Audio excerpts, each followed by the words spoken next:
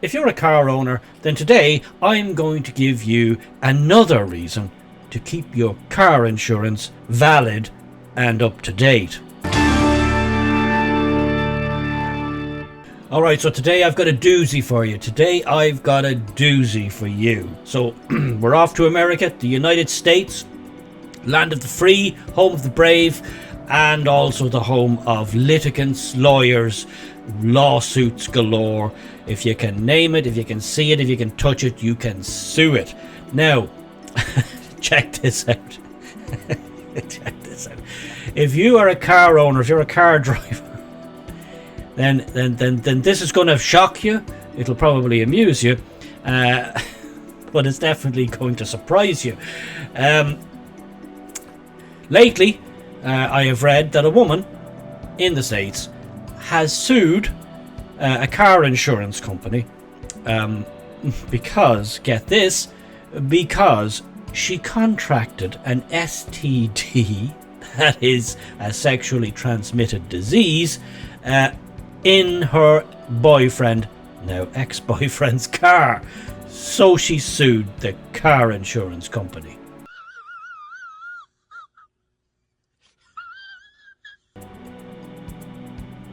Yes, she did. Check this out from the New York Post. What have we got here from Yaron Steinbuch? You don't believe me? I know you don't. There you go, New York Post. All right, but here we go. We're going to read it. There's a picture. I don't think that's an actual. I don't think that's a picture of the actual event. It's. I don't think so. No. And as for the gecko there with the golf club, I'm not sure what he has to do with things. But anyway, let's carry on. Carry on regardless. A Missouri woman, says Yaron, a Missouri woman who claimed she caught a sexually transmitted disease when she had sex with her boyfriend in his vehicle. I'm not going to fault the woman for that. I'm not going to fault him for that. No, it has been known to happen. Has been awarded $5.2 million. What? What the fuck? That's a lot of money. That's a lot of wonga there. She was awarded $5.2 million in a settlement from her now ex-partner's car insurance company. The State Court of Appeals, he's now her ex-partner. I think giving your girlfriend the clap is usually doesn't help foster a healthy relationship. Usually.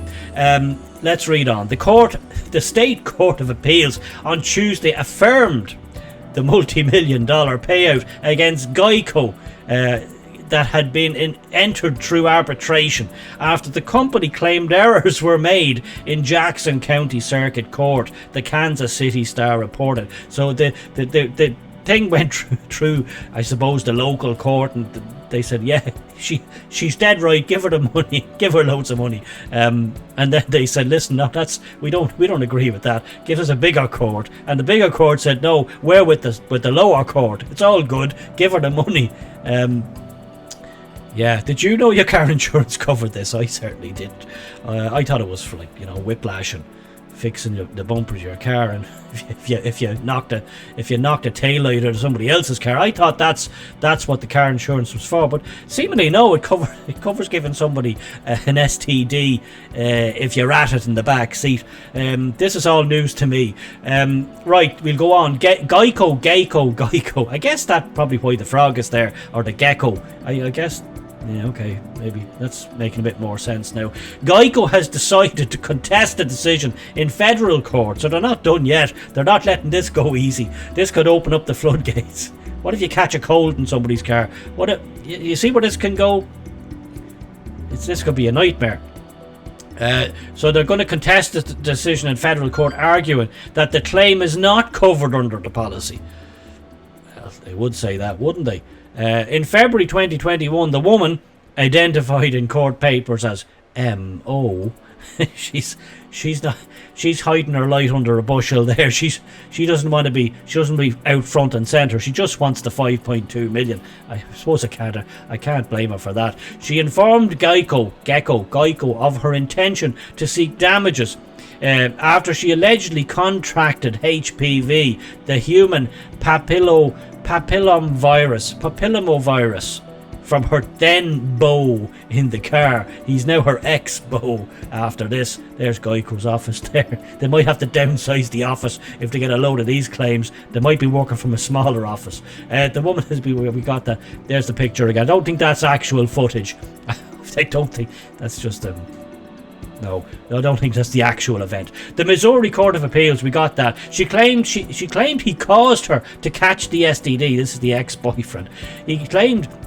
She claimed he knew of his condition and the risks of unprotected sex, but he was just carrying on regardless, according to her. An arbitrator later found that the couple's sex in the vehicle, quote, directly caused or directly contributed to the cause, the HPV infection. So basically they're saying, listen, there was an accident. You know, your insurance is for accidents, you know, and accidents do happen all the time. That's why you have insurance. But her take on it was, well, look, this was an unforeseen accident which caused me harm. Which, you know, an STD is causing somebody harm. If you get it, it's harm. It's not good. Nobody looks for them things. The insurer asked for the award to be tossed out, claiming the judgment violated its rights to due process, but its request was denied, and it appealed. On Tuesday, the 3-judge panel found that the lower court did not err by denying Gordon Gecko's motions, saying the company did not have a right to relitigate those issues. The court said, no, we're not having it. You're insuring the vehicle, and this was harm caused in and on or because of the vehicle. So the court says. One of the judges concurred, but said the company was offered, quote, no meaningful opportunity to participate in the lawsuit, and existing law relegates the insurer to the status of a bystander. So basically the judges were saying, sorry lads, I think they got you on this one. There's no way around it. They have you on this one. There's always one. I'm telling you, if there's a loophole anywhere in the mix, some crafty whore will find it, and then they'll find a lawyer who'd be quite happy to take the case. And in this case, they really did kind of stick it to Geico. That's the frog. But I don't think the frog has anything to do with the company. But I don't know what this means. If this is upheld, which it seems that so far it is, unless they go to an even bigger court. I don't know how much big. Federal, I think, is as big as it gets in the United States, and they seem to be still going along with this. They're not having any of this thing of throwing it out. So they may have to sit back down with their script writers and write new contracts or new insurance policies, because this, like, where does this end? You know, basically anything to do with the car, in the car, on the car, beside the car, under the car, it could land them paying out 5.3 million to somebody for distress and inconvenience and harm. So I don't know, what do you think of that? I think this is a new one on me. Be careful now when you're giving somebody a lift that you haven't got a cold or monkeypox, perhaps. You know, I don't know. I'm just saying it's current day, and monkeypox is all the rage. But I don't know. Well, possibly if you were up to what they were up to, monkeypox could be a thing. Anyway, I'm just saying this is all a new. We're into a new territory here. This is a whole new ball game. So my advice to you is make sure your car insurance is up to date, is paid up to date, is valid. You have the disc in the window, and I'd be reading the fine print. Always read the small print, just in case you want to make sure you're covered for every eventuality. Right, that's all I have for you today. Enjoy yourselves.